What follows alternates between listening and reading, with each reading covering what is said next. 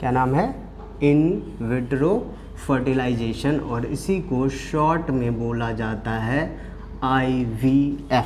आप जो सेंटर देखते हैं IVF सेंटर ना, उस IVF का पूरा नाम है इन विट्रो फर्टिलाइजेशन। हालांकि इसका दूसरा टाइप भी आएगा, उसका नाम भी IVF है।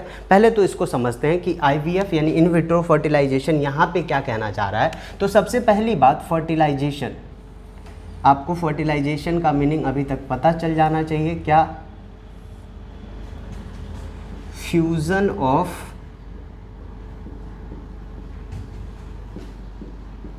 Male and female gametes. आपको पता है मेल गैमेट है स्पर्म, फीमेल गैमेट है सेकेंडरी oocyte, उसका जो फ्यूज़न है दैट इज़ कॉल्ड फर्टिलाइजेशन। और दूसरा वर्ड जो है यहाँ पे वो है विट्रो या इन विट्रो बात करें, इसका मतलब होता है आउटसाइड। अब यहाँ पे क्या मतलब निकल के आ रहा है, fusion of gamete male and female gamete वो कहाँ पे हो रहा है, तो आउटसाइड हो रहा है। जनरल मीटिंग कहाँ हो रही थी, आपको पता होना चाहिए कि मेल गैमेट और फीमेल गैमेट कहाँ मिल रहे थे।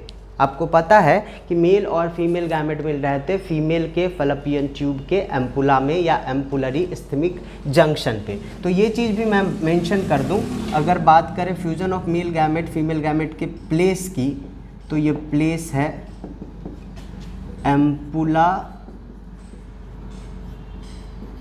ऑफ द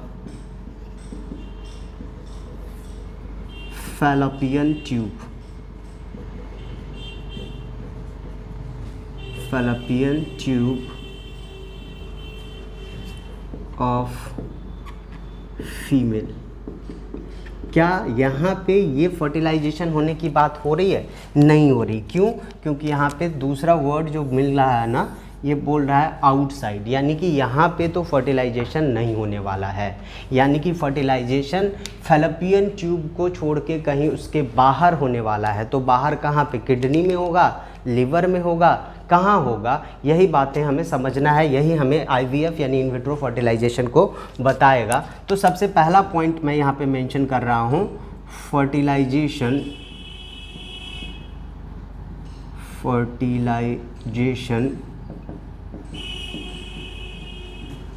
takes place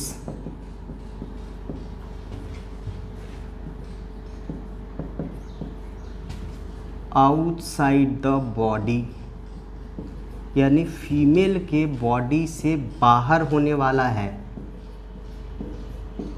अब फीमेल की बॉडी से बाहर कहाँ? इन हाईली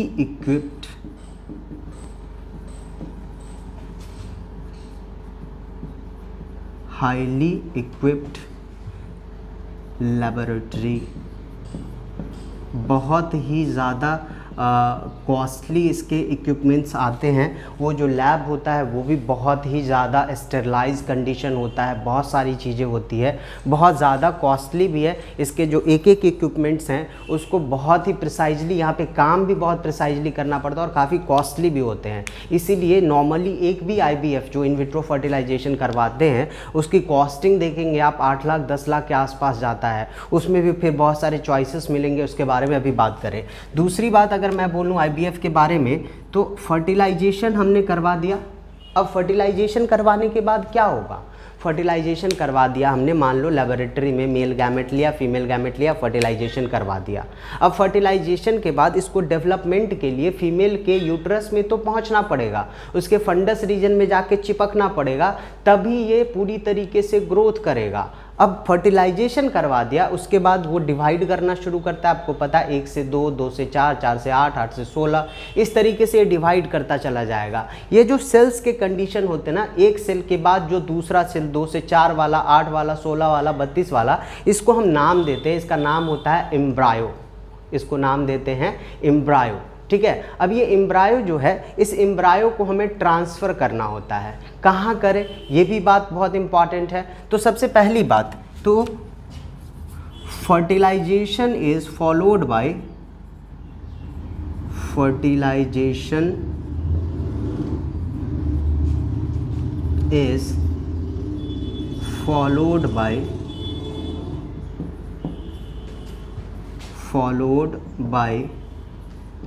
embryo transfer।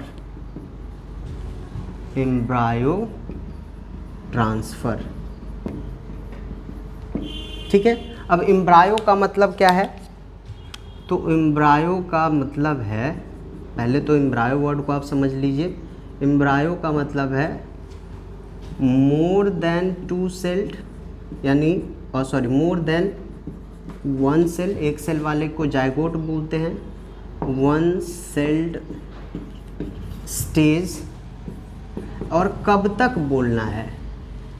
एक सेल से ज़्यादा वाला, यानी 2 सेल से हम एम्ब्रायो बोलना शुरू करेंगे। और कब तक? अप टू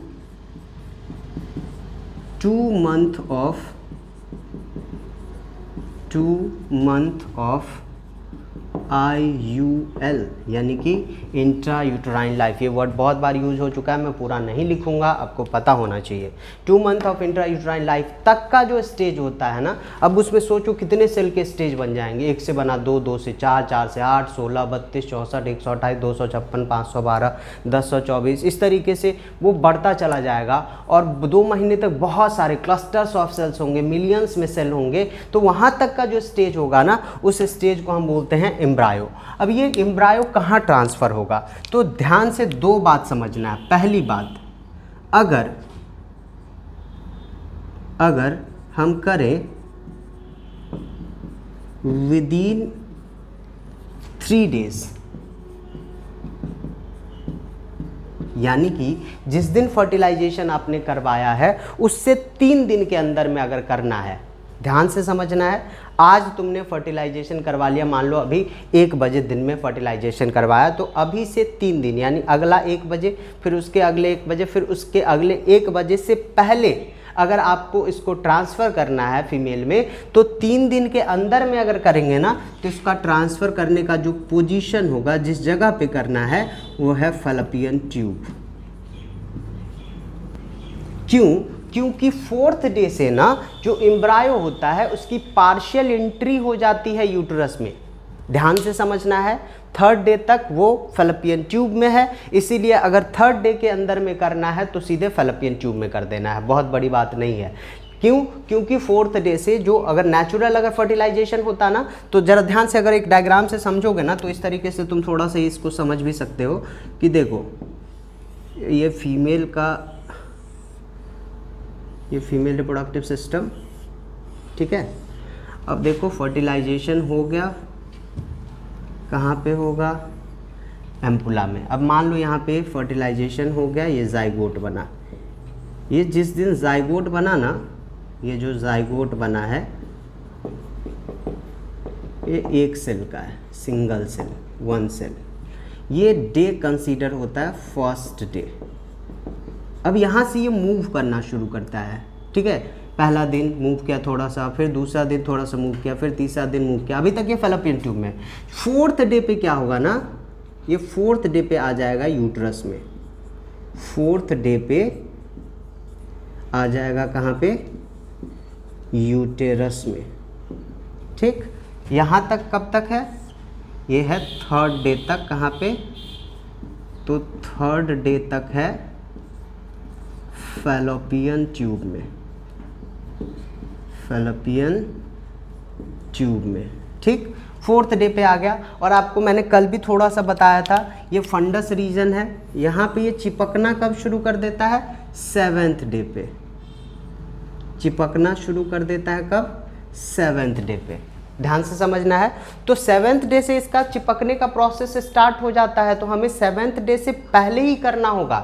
ये बात भी बहुत इंपॉर्टेंट है। और जो चीज़ अभी आप समझ रहे हैं ना, बहुत ही ज़्यादा एक्सपर्टाइज की ज़रूरत होती है। आप समझ रहे हैं, मैं बता रहा हूँ, आपको समझ में भी बहुत आ रहा होगा, बट हर एक चीज़ इतना प्रिसाइजली किया जाता है, अगर नहीं करेंगे तो हो सकता है इन्फेक्शन हो जाए, हो सकता है या हो सकता है और भी टॉपिक प्रेगनेंसी हो जाए, कुछ भी हो